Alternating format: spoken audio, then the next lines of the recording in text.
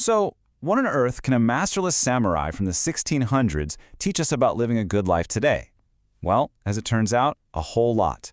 We're about to dive into the final work of the legendary swordsman Miyamoto Musashi. It's called the Dokkodo, or the Way of Walking Alone. So, let's get started. Here's how we're going to break it all down. First, we'll get to know the man behind these principles. Then, we'll unpack the three big ideas at the core of his philosophy. That's self-discipline, acceptance, and detachment. We'll explore the specific rules for each of those. And finally, we'll look at how this ancient guide can help you, well, walk your own path. All right, so who was Miyamoto Musashi? You might know him as maybe the greatest swordsman in Japanese history. I mean, the man was undefeated in over 60 duels. But his final legacy, and maybe his most powerful one, wasn't about fighting at all. It was a guide to living. He called it the Dokodo, which we translate as the way of walking alone.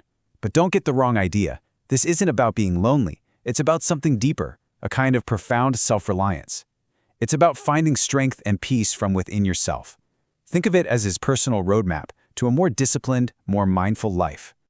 You gotta picture the world Musashi lived in. It was a chaotic, turbulent time in Japan. He was a ronin, a masterless samurai, so his entire life was basically one of constant conflict. But after decades of violence, he got tired of it. So in the last week of his life, he literally went into a cave and wrote down these 21 principles for his student. It was the final summary of everything he'd learned about mastering not just the sword, but himself. Okay, so 21 principles. That can sound a little overwhelming, right? But the best way to understand them is to see them as a building, a structure that rests on three huge foundational pillars. They hold up his entire philosophy. The first pillar is self-discipline. This is like your internal compass, the thing that keeps you pointed toward what you truly value.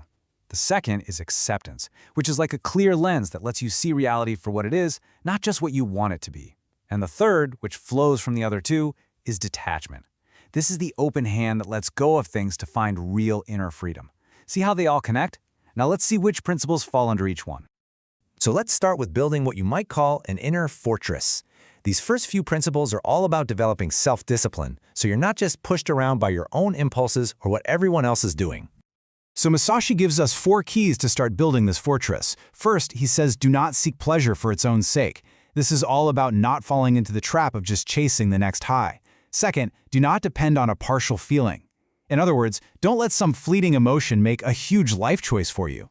And third, he tells us to question the status quo with do not act following common customs. It's a call to think for yourself and carve out your own way.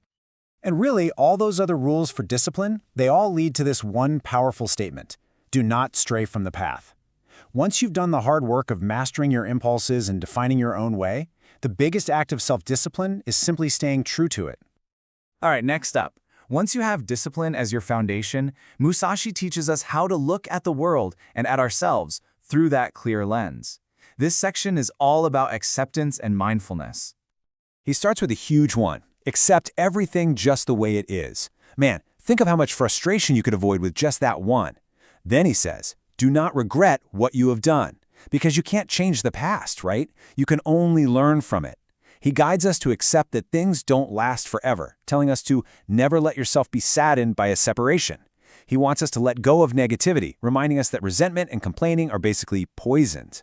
And finally, he has us look at our own mortality. Do not be preoccupied with living a long life. Instead, focus on living the life you have, right now. You know, it is absolutely not an accident that this is the very first principle of the entire Dokodo. Musashi put it at the top for a reason. Because without it, without first accepting reality on reality's terms, finding any kind of inner peace is pretty much impossible. This brings us to that final and, honestly, the biggest pillar, detachment. You could call this one the open hand.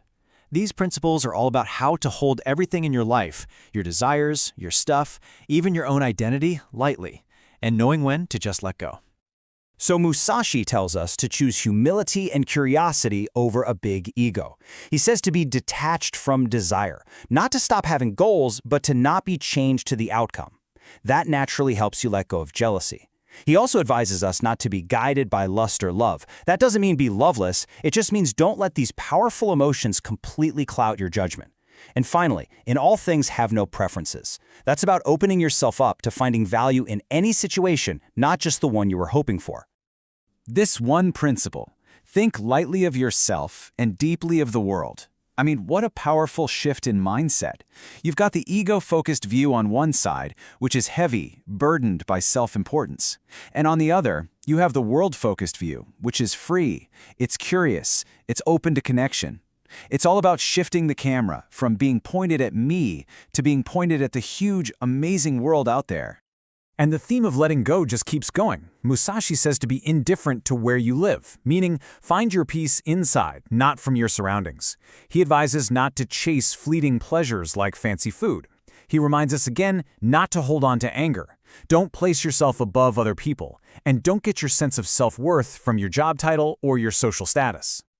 This single idea, be detached from desire your whole life long, is really the beating heart of this entire pillar. It's the key to getting off that hamster wheel of always wanting more and then suffering when you don't get it. When you aren't chained to one specific outcome, you're finally free to just embrace the present moment, whatever it brings. So, what does this all mean for us, here, now, centuries later? How in the world do we apply the wisdom of a lone swordsman to our crazy modern lives? I think the most important thing to remember is that the Dokkodo is not some rigid set of rules you have to follow perfectly or you fail.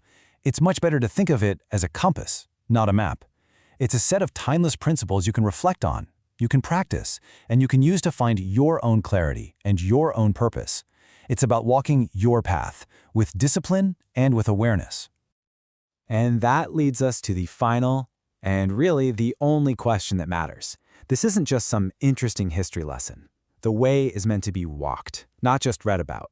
So, after hearing all this, take a second. Which one of these principles really speaks to you right now? Which one are you going to start with?